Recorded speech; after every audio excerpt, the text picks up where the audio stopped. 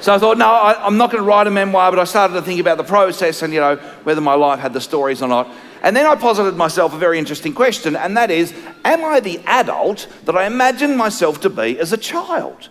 Because as a child, you start to cast around and look at the adults around you and start to cherry pick certain behaviours and think, well, I'll do that. I wouldn't mind doing that. You know, as a kid, I remember seeing, you know, my dad roll up his sleeves and thought, oh, I'll roll my sleeves up too when I drive.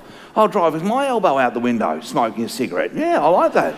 I'll drink a beer, like all at the same time.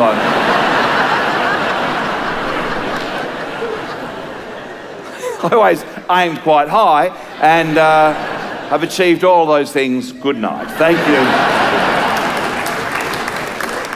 But you do. You start to look at the adults and you think, oh, I imagine myself to be a little bit of that and a little bit of this. But the thing that we borrow most from is all of the fictions, you know, our fairy tales and our books and the films we see and our songs. And for me, it was television. I was just glued to the television throughout my childhood, loved it all. And I remember my father saying to me, you've got square eyes, you have. You're a bloody idiot. You'll end up glued to that screen, you will.